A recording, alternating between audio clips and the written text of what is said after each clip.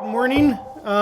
Welcome to our lecture today on telecommunications engineering. I just want to say that normally when we do this lecture, it's part of a half-day or all-day event here on Macquarie University campus where students hear about engineering in general. Then they come and do a laboratory. That's one of the laboratories that our engineering students would do in the first or second year. And then we follow it up with this lecture. So that's just sort of to put things into context as to where this all fits in.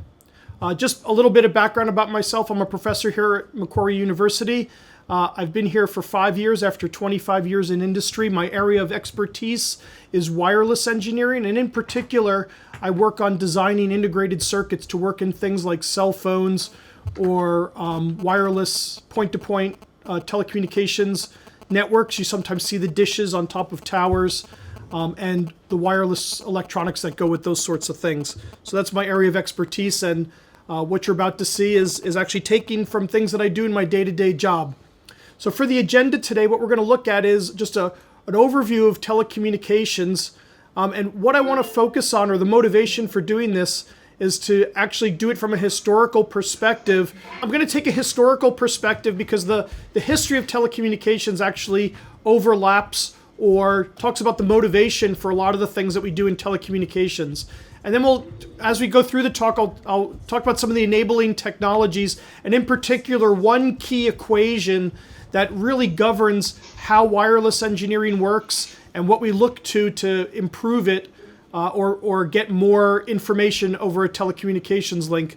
And then we'll talk a little bit about the future in terms of where things are going, not so much from an applications perspective, but just from I'll say, global viewpoint. Okay, so what is telecommunications? It's always good, even though we're engineers, to ground ourselves in the language that we live in. And unfortunately, a lot of our language in English is taken from the Greek and Latin. So telecommunications, tele is from the Greek, meaning distant, and communicatus is actually Latin. So this is a combination of Greek and Latin. Communicatus means to impart or to make common. And actually doing a little literature search, I found out that it was in 1520 that this first appeared in the English language. The word telecommunications in its formal and modern sense really wasn't used until the 1930s, and that's because the tele and the communicatus in combination with telecommunications was brought into the English language to not only convey distant or imparting things over a distance, but to be very specific about two aspects of that.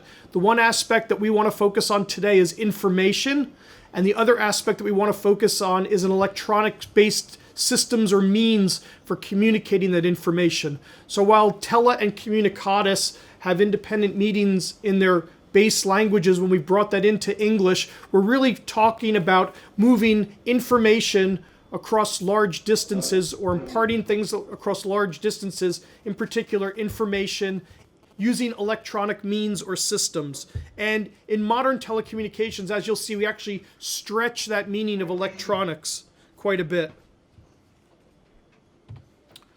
Okay, so as I mentioned, this is normally part of a lab that gets done here.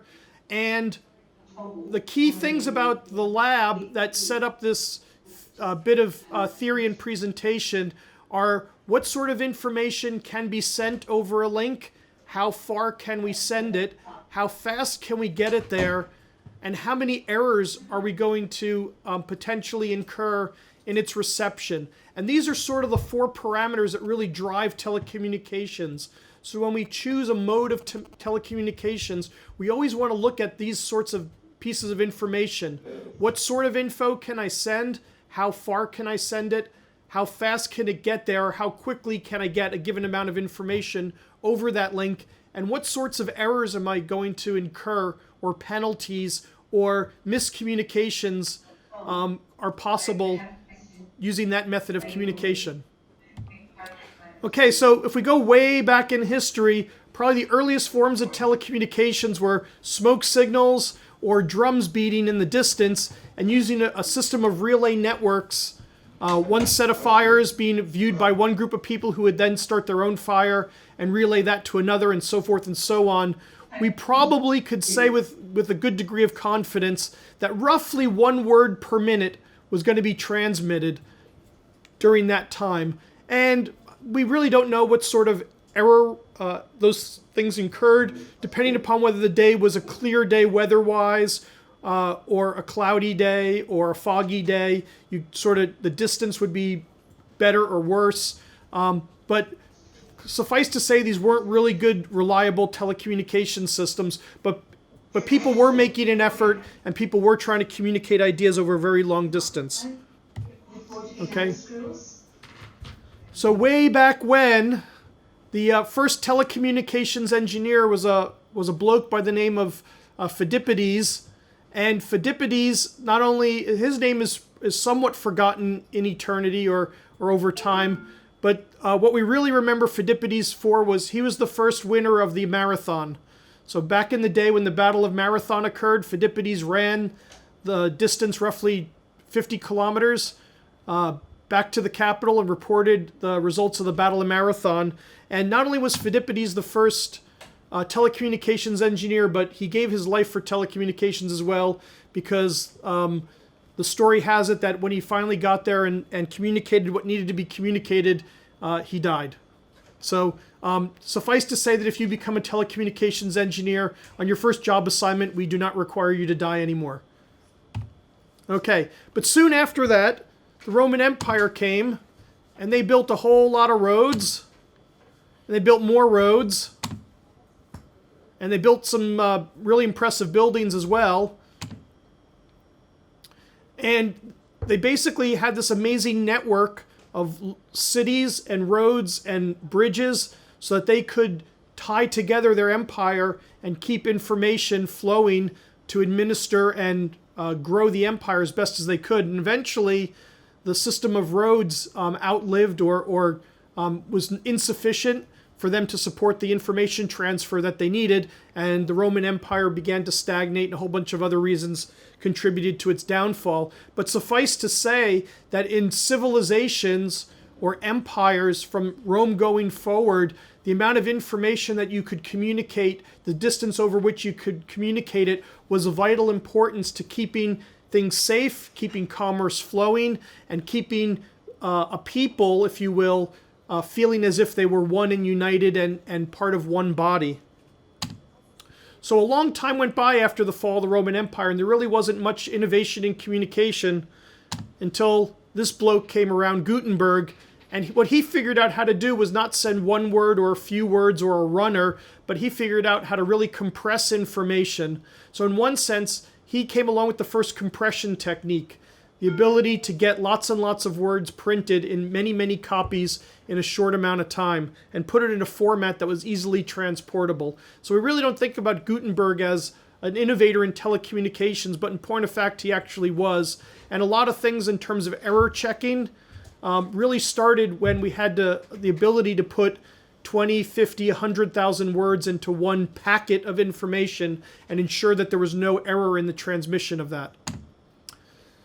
But soon after Gutenberg came along, instead of the world being just Europe or Asia Minor or parts of Europe and Asia Minor or the Americas for the Incans and the Mayans or the Aztecs, the world got a whole lot bigger with people like Columbus and Marco Polo and people being able to circumnavigate the world, Captain Cook.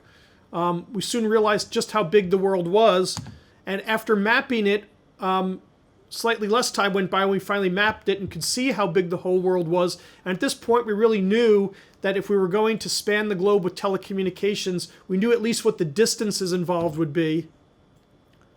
And tele was had a number to it, depending upon what measurement system you want to use. 40,000 kilometers, 25,000 miles for the circumference, and you could start measuring distances from one place to another and know that you would eventually get back to the other side. Okay, so a whole bunch of smart guys named Franklin, Voltaire, Ampere, Faraday, and Henry did a whole lot of pretty technical things that you probably studied in your physics classes, and I won't go into great detail on their work, but suffice to say that they laid the foundation for the electronics basis in our adoption of the word telecommunications today. Okay, so the next great innovation which applied this, and this is where we're going to start looking at these things in terms of those metrics that I talked about, was the telegraph. And the telegraph was a great innovation because it leveraged a lot of this really early electronics work, specifically the ability to just change a signal from high to low and be able to do that in a measured and repeatable way allowed us to communicate roughly 20 words per minute or 100 characters per minute. So you're talking about a pretty good clip of manually changing a signal over distances of 5,000 kilometers, so roughly across a continent. And the way we did this, or the way this was accomplished, was with something called amplitude modulation, which I'll go to in a second, and with something that I'm going to call high noise immunity. So what I mean by high noise immunity is that if I look at the source of errors in communicating data, I can get sources in error because of noise coming in from other places. In this case, because we had a copper wire and we were just changing a tone, if you will, or a signal level that was pretty far spaced apart, the noise immunity was pretty good. So the chances of us mistaking one letter or one word for another letter or word in the telegraph in a telegraph system is pretty low. And I'll elaborate more on what I mean by this noise immunity, where it comes from as time goes on. Now, also important is the medium over which we transmit these signals. And instead of with the signal fires or the drums, the signal fires, the medium that we're transmitting that through would be the atmosphere, but we're doing it optically. We're going to look for a fire or smoke. For the drum, we're communicating through the atmosphere as well, but there it's acoustically, so we're listening for sounds. Here, we're transmitting electrical signals, and the medium that we're transmitting them through, in this case, is not the atmosphere, but a copper wire. Now, one of the things that made the telegraph sort of practical that we oftentimes forget these days is Morse code. So if you were to look at the electrical signal on one of these copper wires sending the Morse code, you can see that there were periods when the signal would be on, and those are the high periods. Here's my mouse. This is the high periods over here. And what that would do is it would create a click or a buzz. And that click or a buzz would have a long duration. And Samuel Morse, who invented the Morse code, that long duration buzz would be called a dash, and short duration buzzes would be called dots. And through a combination of dots and dashes and then a pause, you could communicate letters, and letters could be communicated as words. And Samuel Morse came up with the innovation of combining this code of dots, dashes, and pauses with an electrical signal that could be changed at the end into a buzz. And so you'd sit there with a key, basically, like on your keyboard, and you'd hold down the key, short periods for a dot, long periods for a dash, pauses for a space, and you'd send one letter at a time in Morse code. Now the noise immunity, if you look real close at my graph here, you can see that there's little bumps and wiggles at the top of my dots and dashes here. Those bumps and wiggles are noise that gets picked up for a couple of reasons. If you look really, really close, you can see that there's a little hump at the end and a little hump at the beginning. And that hump at the end and hump at the beginning is errors in the transmission because of my electronics. So in other words, whoever designed the electronics, in this case the telecommunications engineer, didn't do such a great job of putting together all those electronics. And this is actually a phenomena that we call impedance mismatch.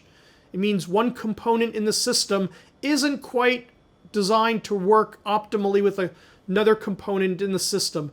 And if we had smaller changes between our dot or dash and our space, then we might confuse this dash in this case with a space, and we might not see our dash, if you will, but because we have a big space between the dash and the pause, we get to see it. The little wiggles in here are actually noise that's on our line.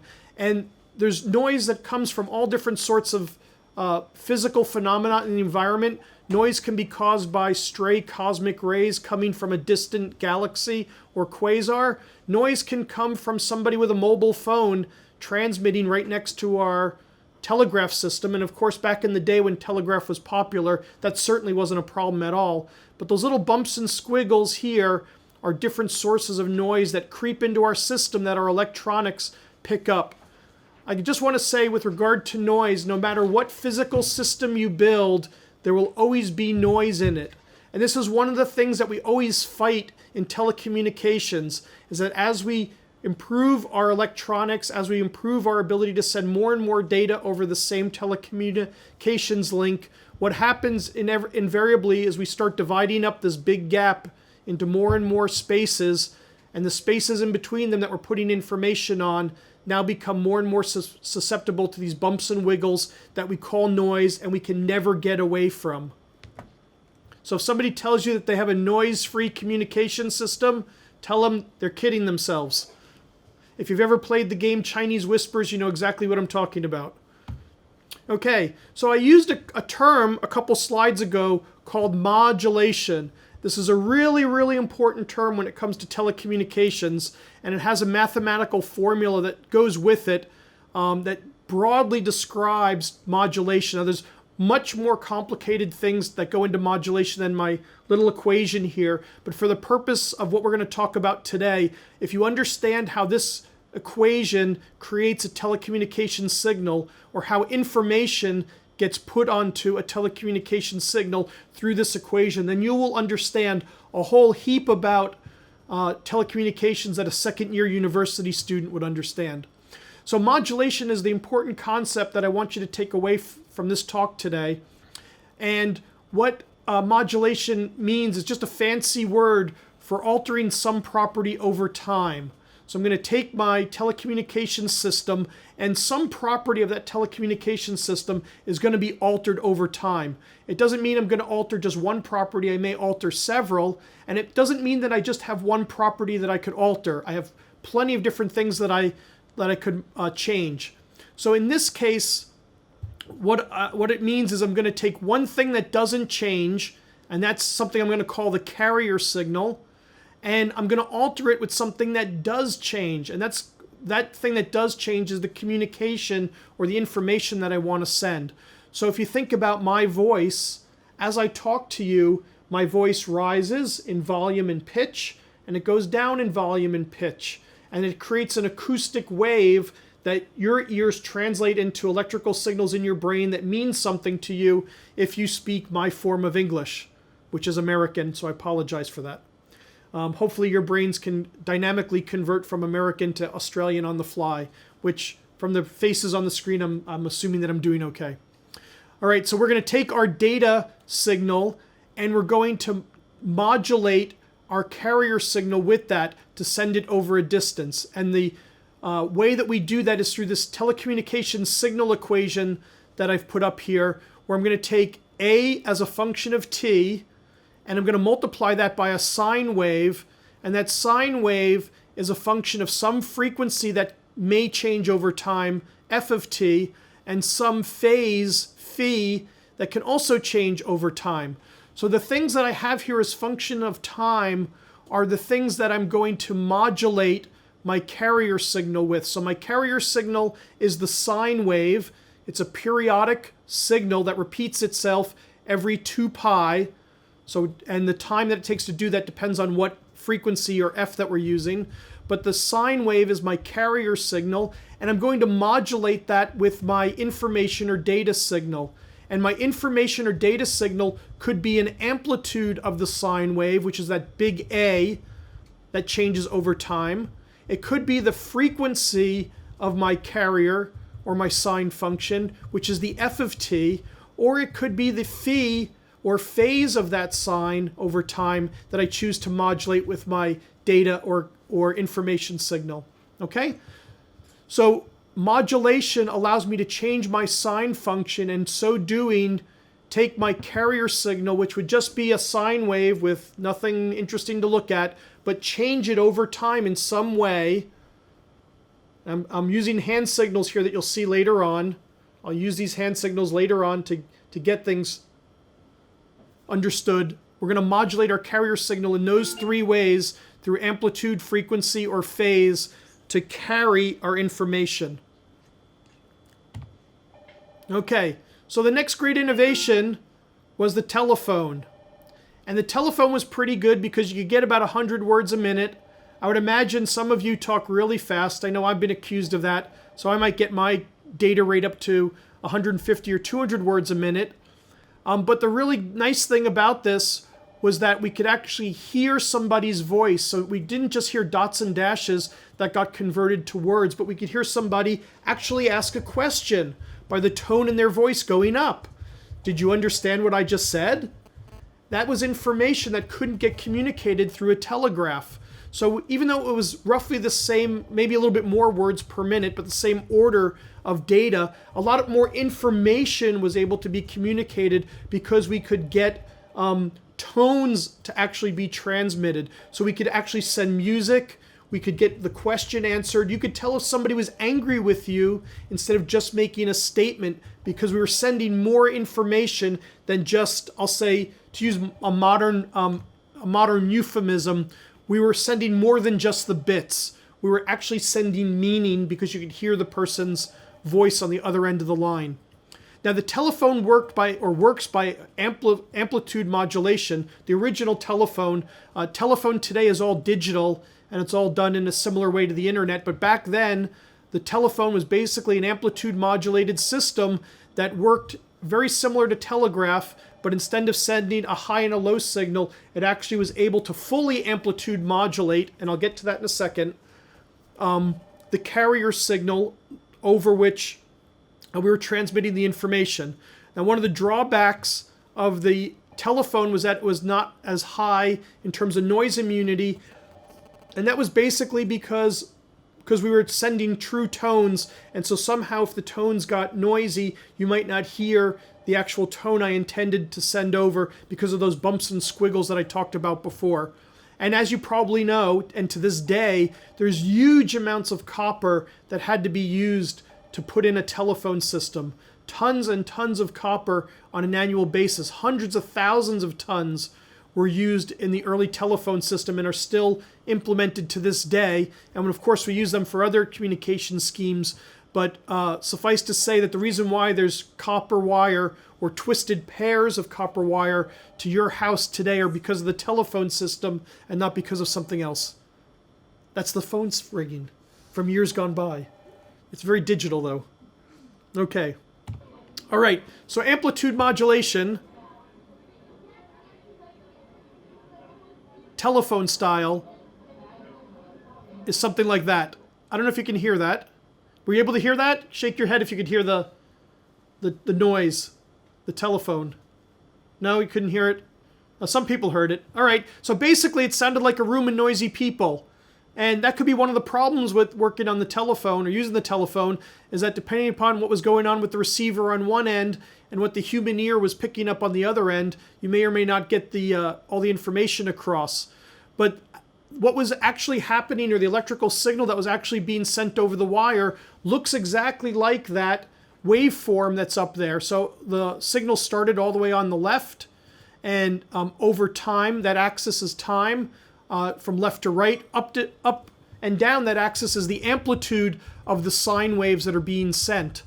Now, because this is actually telephone and we're actually modulating, we're actually sending over tones, there's 3 kilohertz of frequency that could also be modulated. So the 20 kilohertz that your ear could hear, there's 3 kilohertz of frequency modulation, or FT, that could also happen. But actually the information is mainly amplitude modulated, and that's why you see all the up and down there as much as you see the back and forth a little bit.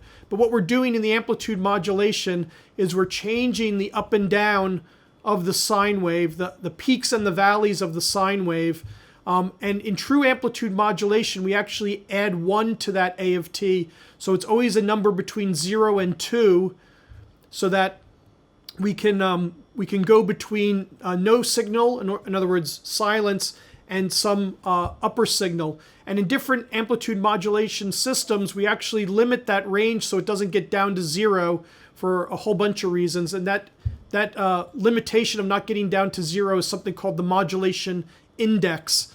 And I won't get into that formulation of A of t, but suffice to say that sometimes A of t is actually a function 1 plus m of t, so that we can't get down to 0 by properly setting m to something less than 1.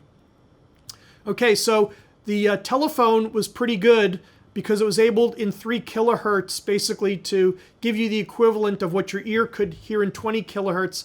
And that's because the human brain is a marvelous thing.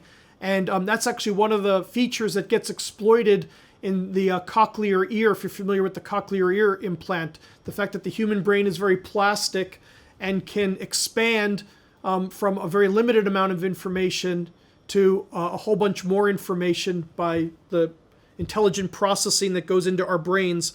And actually that processing capability is a key part of telecommunication systems today, because at each end of the telecommunication system is something that we call digital signal processing.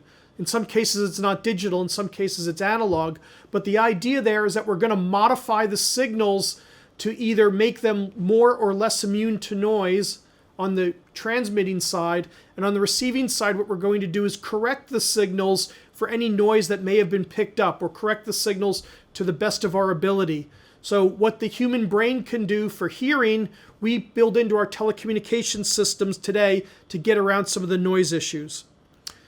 So that's sort of where we get to in terms of wired communications, and this sort of brings us up to the second half of the 19th century. The next great leap in telecommunications came with the radio, and the real innovators in the field of radio are Heinrich Hertz, who discovered radio waves, and Marconi, who actually built the first practical telecommunications or wireless telecommunications system. The reason why this is really important to people like me here at Macquarie University is these are sort of the great-grandfathers of wireless LAN. And wireless LAN or Wi-Fi is something that has pretty much changed your lives. But that was something that was actually invented here in Australia as a collaboration between CSIRO and Macquarie University a little over, well, just about 15 years ago now. But if it wasn't for Marconi and Hertz, then you wouldn't have Wi-Fi, and we wouldn't have a claim to fame here in the northern beaches, northern suburbs area of Sydney. But radio was basically wireless telephone, I guess is the best way to think about it. In the best case, in the worst case, it was wireless telegraphy. But the method of communication that it used to transmit the 100 words per minute and over a distance of about 200 kilometers was something we call heterodyne amplitude modulation. So it has that amplitude modulation thing going, so we're going to be changing the size of the sine wave, and by making the ups and downs going bigger or smaller, we would send either our telegraph signal of a high signal and a gap, so a high signal for a long or short period of time to get us that dot and dash, and then a space, or we could actually send the human voice or music over radio by actually sending the real amplitude of the signals that we wanted to send. So it's got that amplitude modulation bit, but what's this heterodyne thing? Where does that come from? Well, heterodyning goes back to that idea that I told you about carrier frequency. In the case of the telephone and the telegraph system, the carrier frequency was DC, or direct current. There really was no flow of signal over time. It was just a direct signal. Either there was signal or there wasn't any signal. So we were talking about a sine wave with a frequency of 0. It had a phase of 180 degrees, and that would become a cosine. And as you know, cosine of 0 is 1. So in the case of a what's called a baseband or DC carrier frequency amplitude modulation system, all you have is that A of t going up and down, up and down, up and down. Here in heterodyne, we're actually going to put a real frequency in that sine wave that's other than 0, and that becomes our carrier frequency. Now, when it comes to radio, one of the things we want to keep in mind is before there was an FCC or the Australian equivalent here that manages and polices the use of the wireless spectrum or the frequencies that radios and cell phones are allowed to use. Before there was any of that policing, we were free to use whatever frequencies we want. So inside that sine wave, if I go back to my equation here, inside this sine wave, back in the day of Hertz and Marconi, I could put any frequency I wanted in there. But one of the particular things that Hertz and Marconi found is that there were frequencies for which I could do amazing things if I chose this wisely. And one of those frequencies was relatively low on the order of what we call hundreds of kilohertz. So the variation of the sine wave was varying, let's say, on the order of 100,000 times a second. So 100 kilohertz, 500 kilohertz. And what they found was that if I sent this carrier sine wave over at 100 kilohertz or thereabouts, and I amplitude modulated that signal, I could receive that signal hundreds of kilohertz away. Sorry, hundreds of kilometers away. Without any wire. Just over the atmosphere. I could have this, in their day it was a spark gap. They could literally see a spark. I could change this spark gap several hundred times a second. And if I was changing the spark gap 100,000 times, that signal would appear on a similar system going through what they called the ether and come up in terms of the radio receiver at hundreds of kilometers away. I could send that information, I could send that voice, I could send that music over 100 kilometers without a copper wire. Now you could imagine that if BHP was around back when radio came out, they would have been shaken in their boots to think that the copper wire had come to a sudden end. Because if I could send music over hundreds of kilometers without a copper wire, the days of mining copper were surely over. But what they didn't appreciate was how much copper it took to actually build the millions and millions of radios that people needed to take advantage of this great new communication system. But that's an important thing to understand about modern and all wireless communications is this heterodyne, or choosing a different frequency for our carrier to match what we want to do with our telecommunications. So depending upon what frequency we use for the carrier inside of that sine wave, we're going to be able to take advantage of different properties of the atmosphere to get our signal in different places or to keep it from going different places. So let me give you 3 examples. I just gave you one example, which is if I choose my frequency at a few hundred kilohertz, I can get it to go hundreds of kilometers. And the ABC takes advantage of this with AM radio today. So if you want to listen to radio from Sydney, you can actually do that sometimes all the way out towards Burke, depending upon the weather conditions. You can hear hundreds of kilometers away a broadcast from Sydney. Nothing very magical. Is anybody a ham radio operator? Does anybody have access to ham radio gear? Okay. If you choose some very special frequencies up in the megahertz or up towards the megahertz range, so the little bumps and squiggles are varying 1,000,000 times a second, you can actually send signals around the world. And there are people who do this in competitions called DX competitions, and they see how far they can get a signal to go around the world and who you can communicate with on a very clear or special night when the upper atmosphere is being ionized by the sun and by cosmic rays. You can actually get radio waves to bounce off the ionosphere and to bounce off the Earth and have the Earth and the ionosphere sort of guide that wave in a bouncy motion halfway around the world or sometimes even further. A third example is sometimes we want to get out of the atmosphere, so we want to do just the opposite. So there's another set of frequencies that go all the way up into the optical range, those very select frequencies where we can get out of the atmosphere and send signals to satellites. So ground-based satellite communications operating at about 14 gigahertz, which is 14 billion times a second.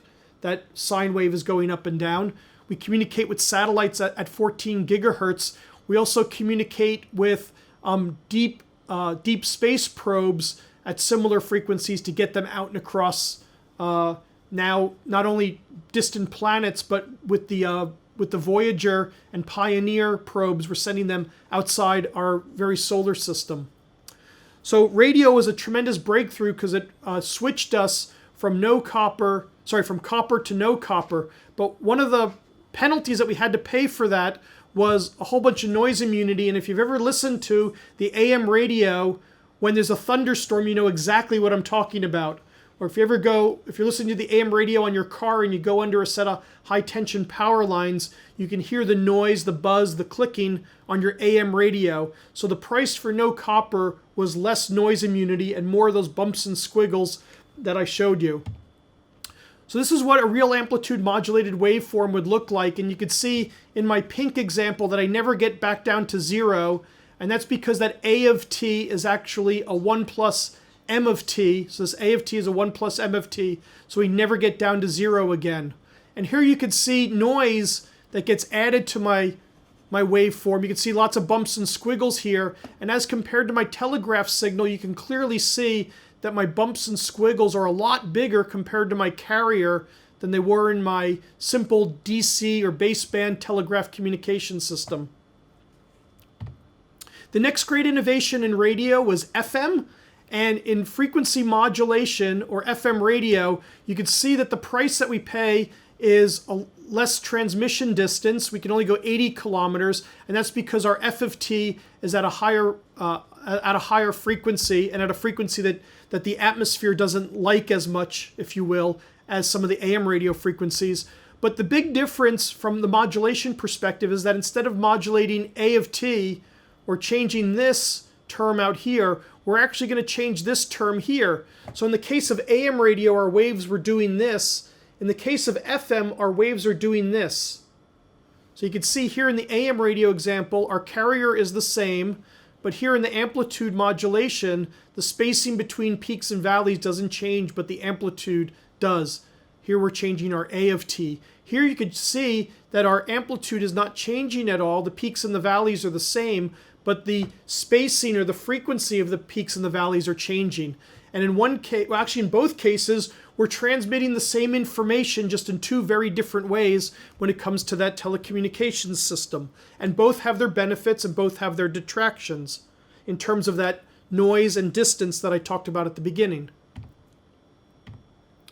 So TV was the next great innovation.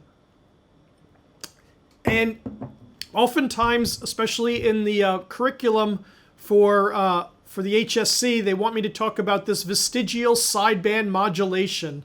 And that's what made TV possible. A couple things that you need to understand about vestigial sideband modulation. I think it needs to be said every time that way because it has this grand and wonderful thing to it. It's just AM modulation that's done a bit more smartly or with a bit more thought. By the time they got to television, they realized that it was really, really expensive to transmit AM radio signals.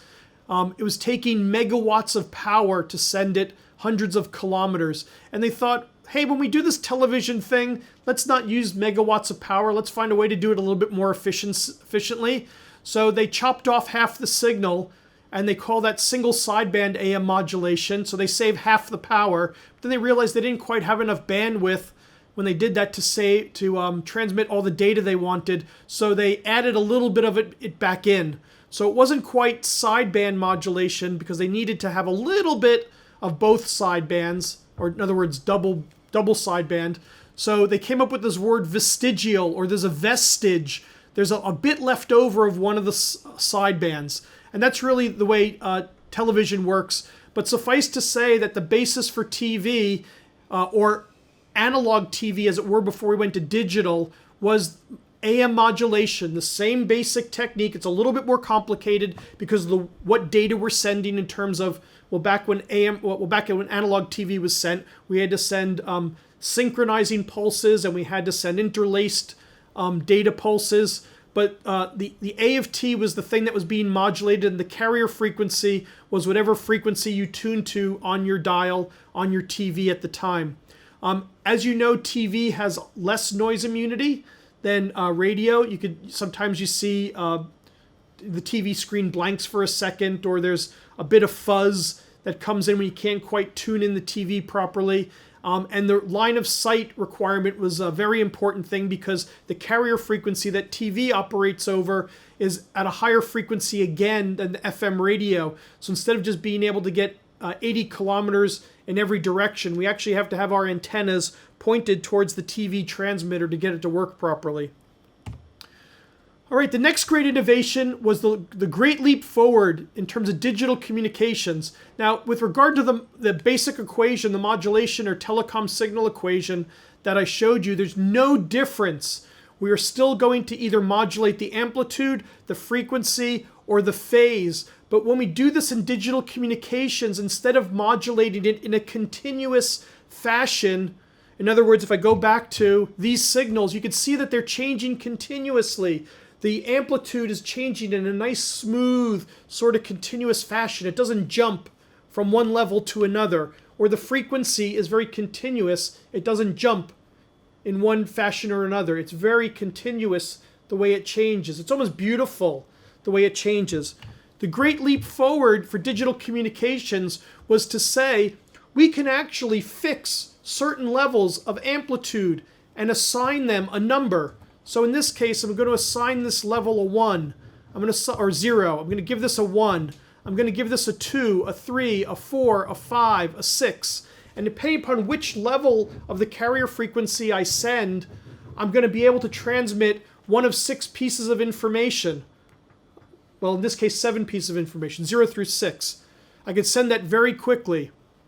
Okay, and I could do that with amplitude, which I'm showing here. I could divide it up into levels. I could do the same thing with frequency, and I could do the same thing with phase. So there's nothing special about digital communications, except instead of using continuous functions, I'm now using discrete functions, and by that I'm setting up more levels of information that I could send simultaneously. So that's how over the same data channel that we used to send one telephone call, we could now send hundreds of telephone calls because I'm able to divide this up. In some cases, I'm only showing 7 different levels here, but practical communication systems today divide this up into 2,048 different levels. So potentially, I could be sending 2,048 different conversations simultaneously over the one line. And and this is what the signals look like. We could send gigabits of data. We only get 1 error out of every million pieces of information, which is pretty good. So these communication systems are very robust when it comes to noise. But you'd be surprised, this isn't good enough for some people, and they want 1 error every billion, or even better than that. And these are some of the communication systems that you've used today that leverage these sorts of things. Optical communications are nothing special. They do the same thing with optical signals. They send pulses, but that same modulation equation is used there. But in these systems, we could send terabits of data because we have lots and lots of fiber optics that we combine together. And all this is made possible by the laser. I'm going through this real quick because we're almost out of time. All this is made possible by the laser, but the laser is effectively an electronic, albeit electro-optic system that allows us to build a telecommunications network that still relies on that electronics basis that we talked about with our basic definition. And I mentioned satellite communications are nothing different. They just use very special frequencies to bounce signals off of a transmitter up in space. And we even do this beyond, as I mentioned, transmitting signals to probes in Mars or probes on comets right now, and to probes that are outside our very solar system. So I apologize for not getting through all of this, but the important thing you should take away from this is that modulation equation and that quest for getting more information over distances with less and less errors or more and more immunity to noise. That modulation equation is the heart of telecommunications when it comes to actually implementing these systems, and the limit to how much data we can get across is based on that modulation equation and the degree to which noise comes into these systems. So if we have any questions, I'll take a few for now. If you could type them in, I'll be able to read them over to everybody else, and we'll get them answered for you.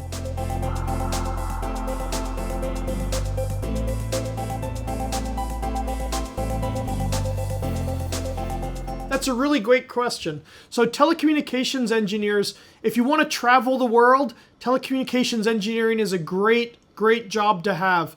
No matter what part of the world people are in, they need telecommunications engineers. So I've had friends who've got to go to the Arctic Circle. I've got friends who get to go to the Outback might not be that exciting to you, but I was born near New York City, so it's pretty darn exciting to me.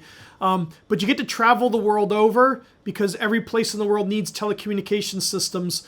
Telecommunications engineers can work with lasers. Telecommunication engineers can work with wireless systems. Telecommunications engineers, in some regard, like myself, can design chips and work in an office. You can climb up on a pole and align antennas and optimize the telecommunications system between two antennas so you can get maximum amount of information with the minimum amount of noise between them.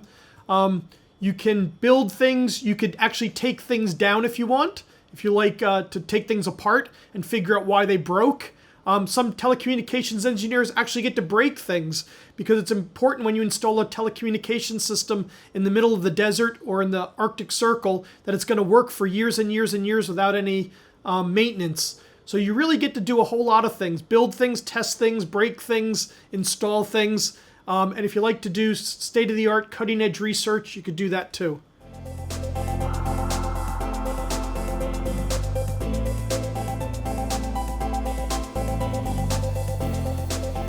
That's another really good question. In one regard, nobody knows what comes next after optical. In another regard, the answer is more optical and more copper, as it turns out.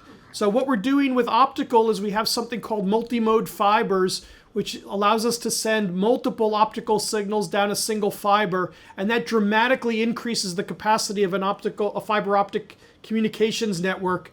And that's really going to get us into this terabyte per second region, and that's going to carry us for a really long time.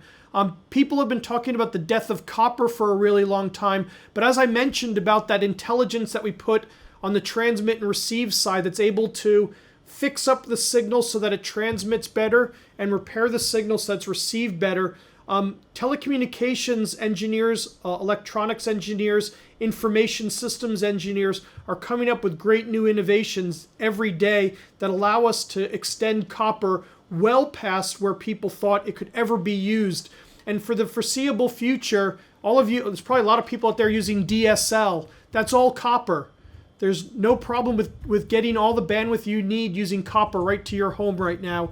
And I have confidence that my colleagues here at Macquarie and other places will allow us to continue to extend that investment in copper for what we call the last mile. But in terms of long-haul telecommunications, I think the answer is going to be multimode fiber for some time to come. I want to thank you all very much. Have a great day.